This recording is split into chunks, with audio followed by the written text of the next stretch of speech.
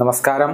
Raf talks ഫുട്ബോളിലേക്ക് ഏവർക്കും സ്വാഗതം. കോപ്പ അമേരിക്കയിൽ നടന്ന കഴിഞ്ഞ മത്സരത്തിൽ വിജയം നേടാൻ അർജന്റീനക്ക് സാധിച്ചിരുന്നു. ഏകപക്ഷീയമായ ഒരു ഗോളിനാണ് അവർ ചിലിയെ തോൽപ്പിച്ചത്. ഇതോടുകൂടി അർജന്റീന ക്വാർട്ടർ ഫൈനൽ പ്രവേശനം സാധ്യമാക്കുകയും ചെയ്തിരുന്നു. സൂപ്പർ താരം ലയണൽ മെസ്സി ആ മത്സരത്തിൽ കളിച്ചിരുന്നു. പക്ഷെ പ്രതീക്ഷിച്ച രൂപത്തിൽ തിളങ്ങാൻ മെസ്സിക്ക് കഴിഞ്ഞിരുന്നില്ല. അതിന്റെ കാരണം മത്സരശേഷം മെസ്സി തന്നെ തുറന്നു പറയുകയും ചെയ്തിരുന്നു. അതായത് പനിയും തൊണ്ടവേദനയും വെച്ചായിരുന്നു താൻ കളിച്ചിരുന്നത് എന്നാണ് മെസ്സി പറഞ്ഞിരുന്നത്. മാത്രമല്ല, മത്സരത്തിനിടയിൽ മെസ്സിക്ക് മസിലുമായി ബന്ധപ്പെട്ട അസ്വസ്ഥതകൾ അനുഭവപ്പെടുകയും ചെയ്തിരുന്നു.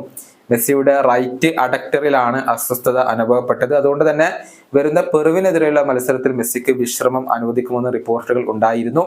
ഏതായാലും ഇതുമായി ബന്ധപ്പെട്ട കൂടുതൽ വിവരങ്ങൾ പ്രമുഖ അർജന്റീൻ മാധ്യമമായ TYC സ്പോർട്സ് നൽകിയിട്ടുണ്ട്. നമുക്ക് അതൊന്ന് പരിശോധിക്കാം.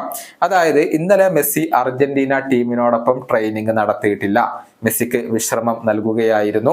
അർജന്റീന ക്യാമ്പിൽ ഇപ്പോൾ മെസ്സി ഇല്ല, മറിച്ച് അദ്ദേഹം തന്റെ മയാമിയിലെ വീട്ടിലാണ് ഉള്ളത്. മെസ്സിക്ക് കൂടുതൽ പരിശോധനകൾ ഒന്നും വേണ്ടി വരില്ല എന്നായിരുന്നു ആദ്യത്തെ റിപ്പോർട്ട്. പക്ഷെ ഇപ്പോൾ കാര്യങ്ങൾ അങ്ങനെയല്ല. ഇന്ന് മെസ്സിയെ കൂടുതൽ പരിശോധനകൾക്ക് വിധേയമാക്കും. അതിനുശേഷം മെസ്സി ഇന്ന് ട്രെയിനിങ്ങിൽ തിരിച്ചെത്തും എന്നാണ് പ്രതീക്ഷിക്കപ്പെടുന്നത്. പരിശോധനയിൽ കാര്യങ്ങൾ സങ്കീർണമാണെങ്കിൽ മെസ്സിക്ക് കുറച്ചുകൂടി വിശ്രമം ആവശ്യമായി വരും എന്നുള്ളതാണ്.